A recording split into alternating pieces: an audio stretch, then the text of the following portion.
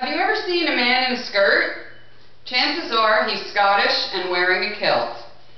Today I'm going to give you a brief history on the kilt, and I'm also going to touch on how the kilt evolved, and then we'll talk a little bit about how it's worn today. According to an article called Generations of Highland Dress by Matthew Newsom, which I found at www.almanac.org, the kilt dates back 1,000 years and more, and the Irish and Scottish both lay claim to the kilt's origination. But today, I'm going to look at the Scottish side of the story. The kilt was originally fashioned after a lean, which is the Gaelic word for shirt, and it was worn by men down to the knee and belted. But during the Highland Wars, which were in the winter, it was very cold, and the men began to wrap a plaid around themselves to keep them warm. And plaid is the Gaelic word for blanket. It kept them warm and protected them because it was made of heavy wool, and they also wore a belt with that to keep it up, and the plaid was often a tartan pattern. Now, in 1746, the Act of Proscription made it illegal to wear a kilt except for the British Army. And that information was found in Scotland, The History of a Nation by Magnus Magnusson.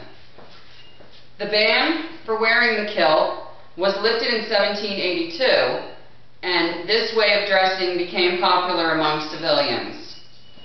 And during that time, a shop called Wilson's of Bancockburn created the first certified pattern for the quilt. Popularity increased when Sir Walter Scott, who was the founder of the Celtic Society of Edinburgh, wore a kilt to a royal gala. In 1822, the royal family attended a gala that Sir Walter Scott was at, and so the kilt gained more popularity and is still worn today.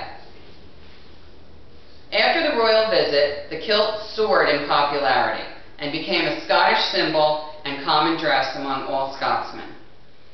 During an interview with my next-door neighbor, Catherine Doris, from Glasgow, Scotland, on October 13, 2011, I found out that kilts are still worn today to gala events, to weddings, funerals, christenings, and any formal.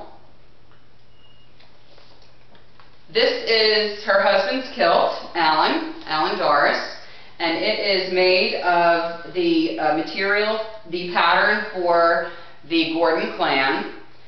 Each clan or family name has its own pattern, and they wear this to formal events, like I mentioned. Alan actually wore this to a wedding of a neighbor that we all attended here in the neighborhood. The jacket is called the Bonnie Prince Charlie, which is named after Prince Charles, and this is worn with either a bow tie or a cravat and a white dress shirt. You see that he's also got the vest here, very smart looking outfit. He wears it belted, and he's also got some other accessories that he can wear with it.